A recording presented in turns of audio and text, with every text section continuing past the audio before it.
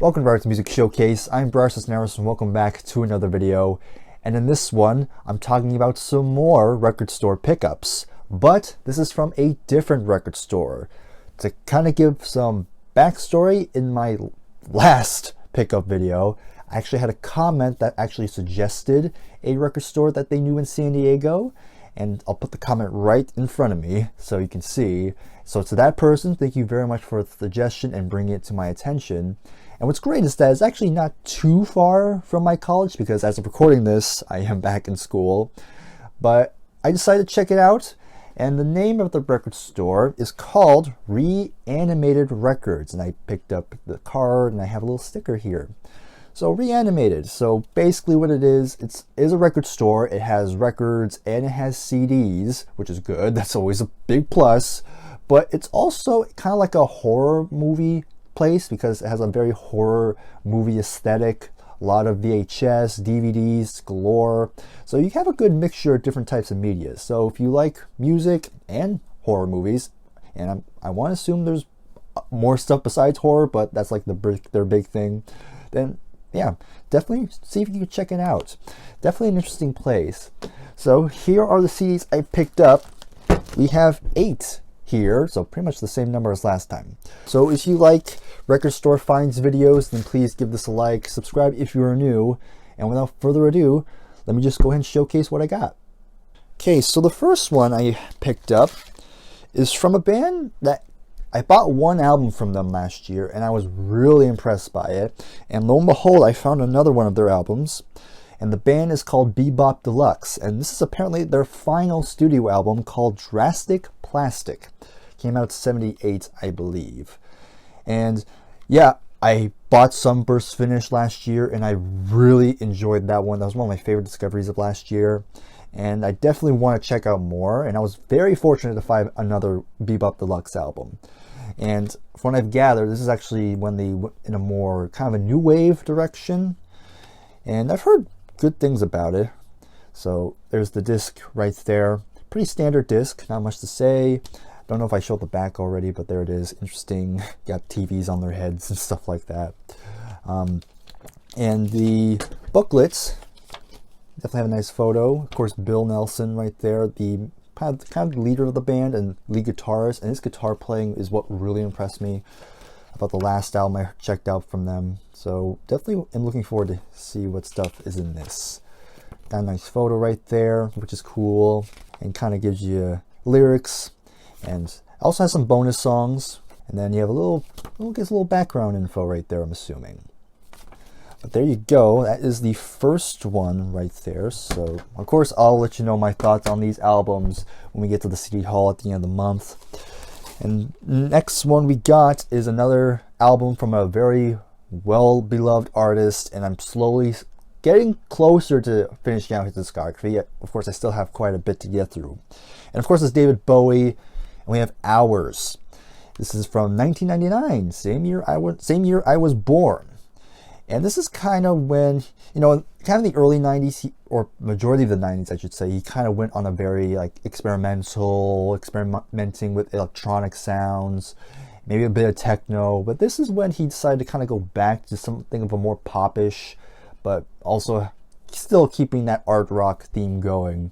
And I've heard this is actually pretty solid. Of course, my friends Scott and Nick have listened to pretty much all of Bowie's albums, and they said this was actually pretty good. So definitely interested here. Don't really know any of the songs here, but should be cool.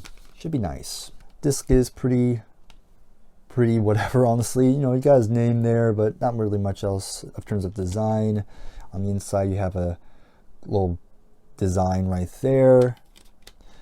Then you have the booklet here, and it comes with an ad for more Bowie albums if you have them.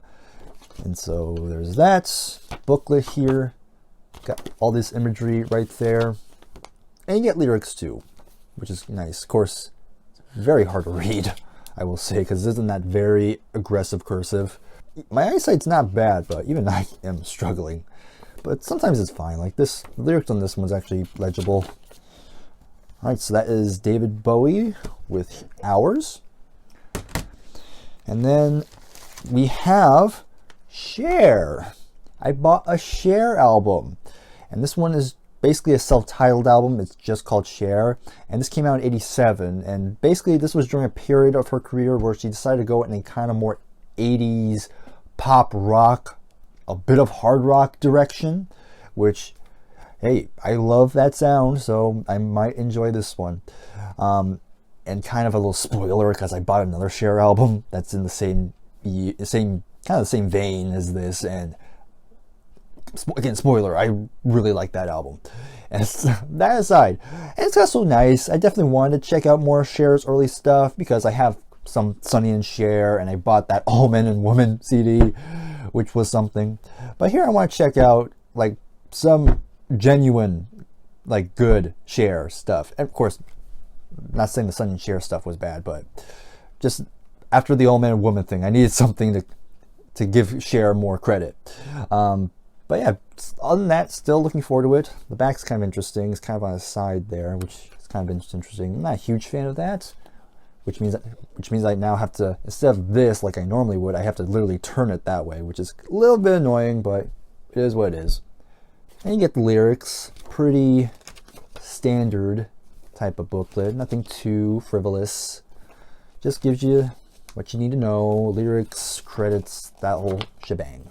But there we go. And I know Michael Bolton was involved with a lot of these Cher albums at this time because he co-wrote a lot of the songs, and I believe he produced some of the songs too, which is interesting. But other than that, excited for that one. Okay, so next up we have I don't know if he's like well known, but I know he had big hits in the 80s. We got Richard Marx, and this is his album called Repeat Offender. And Richard Marx, I'll be honest, I bought this purely because it has one of his biggest hits on here, which is Right Here Waiting, which I remember first hearing it on. Wherever you go, whatever you do, I will be right here waiting. That infomercial really shaped my whole life. That aside, but other than that, I don't know anything else from Richard Marx besides that song. But you know, we'll see. Maybe it'll surprise me. He's kind of listed as, you know, kind of pop, bit of rock, and adult contemporary, which is something. So yeah, not much else to say about it, but let's just see what's on the inside. Got a nice disc, I guess. Nice design on the disc. Open it up. Again, similar to the Cher one I showed. Again, just gives you the lyrics and some little bit of photos, which is nice. And the paper is definitely different material. Very kind of has a vintage sort of feel, which is kind of cool, but also kind of fragile too. Like this could definitely rip easily. But yep, not much else to say about that one, but we'll see if it surprises me. Up next, we got Meatloaf, Dead Ringer. So this was his second studio album. Of course, we all know Bad Out of Hell. Of course, that's his biggest album, and that came out in '77. But this album didn't come out until 81. So a long period between Bad Out of Hell and this. And I'm not going to go through all the big details, but all you need to know is that between that album and this, let's just say Meatloaf was not in a good headspace. But he was able to manage to record this. And I'm not sure, I mean, I'm you know, going from Bad Out of Hell, of course it would be hard to follow that one up. But I'm still kind of excited. I definitely want to get more Meatloaf and check out more of his stuff besides Bad Out of Hell, and kind of hear if he has more stuff beyond that. I know I have Bad Attitude, and I actually really enjoyed that album, so I'm actually interested. I'm definitely going to give this a fair shake. I do know the title track though, because that is an album with that's him doing a duet with Cher. So it's funny how that worked out. But yeah, we'll see how the rest of the album is. Of course, some of the songs were written by Jim Steinman still, but I know they were kind of not on the greatest terms at that point. But still, the back cover is kind of weird. But the album cover is interesting, I guess. Has a very, I don't know what you call it, very heroic, very theatrical, so still on brand, I will give it that. Very basic disc design there. And we open it up. And it's going to be, actually, it is like barely, has some stuff in it, but, you know, again, pretty bare boned. Not much to say on it. lyrics, and that's pretty much it. But yeah, that is Dead Ringer by Meatloaf. And we can move on to the next one, and that is Queensryche, Promised Land. And I really enjoy Queensryche. I pretty much at this point have the EP, their first EP, and then I have the Warning up to this album now. So we have a good chunk of Queensryche. And it's going to be interesting because I definitely want to check out more, but I heard they get to a period where they kind of get a bit spotty. But who knows? This one could be a surprise. This came out in 94, so it's kind of in towards the mid-90s at this point. And this was the follow-up to Empire, which was a big seller for them. This one didn't really sell as well from what I gathered, but who knows? I might still like it. There we go. It looks like a black disc, but it actually has the Queensryche logo there. It's kind of hard to see, but there is design there. You just gotta look at it in a certain way. And this is a fold out. Here's this side, which gives you the lyrics to it. And then on the other side, it is essentially a poster. But I am not going to hang this up because this has the album cover and I do not want to get rid of it. So unfortunately, this will not ever see the wall. But, you know, still interesting, kind of cool they have that included. But yeah, not much else to say on it, but we'll see how I feel on it. So that's Promised Land by Queensryche. And we only have 2 more to go. And next up, we got r.e.m. with Document. Yeah, Document. I was about to say Documents, but it's just one document. So this is a kind of a mid-80s album. This is 85, I believe, if I remember correctly. Now, the main reason I got this was because I do know one of the songs on here already, and that, of course, it's The End of the World as We Know It, and I Feel Fine. We all know that song.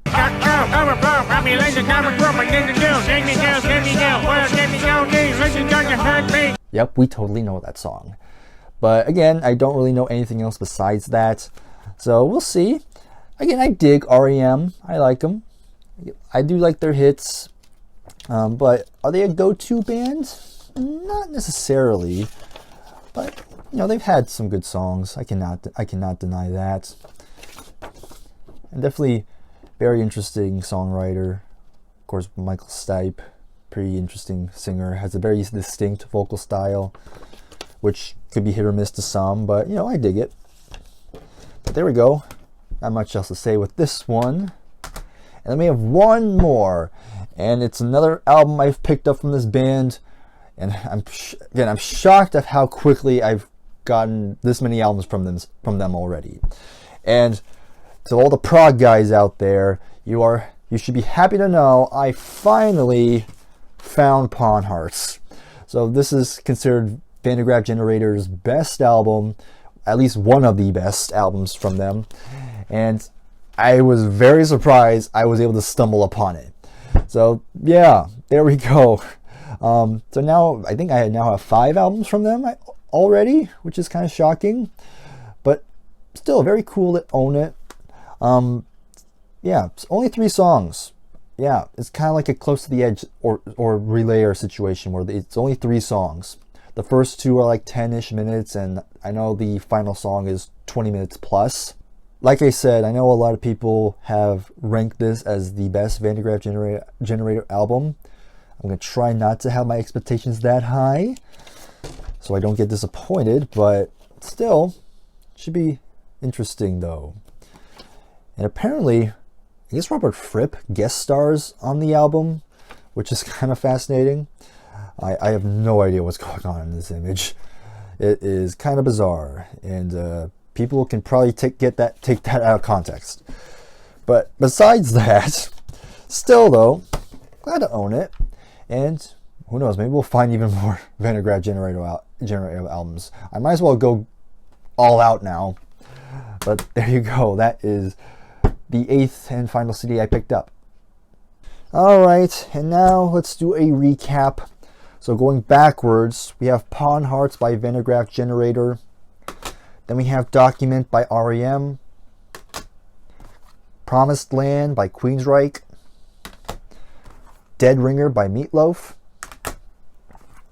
Repeat Offender Richard Marx, Cher by Cher, Hours by David Bowie, and Drastic Plastic by Bebop Deluxe.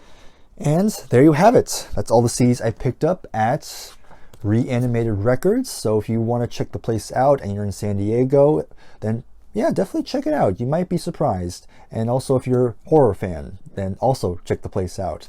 But I'll leave some info in the description so you can do some research for yourself. But hopefully you enjoyed this video. If you did, please give it a like, subscribe if you are new, and as always, comment below your thoughts on any of the albums or artists that I mentioned in this video, and I will see you in the next one. Take care and goodbye for now.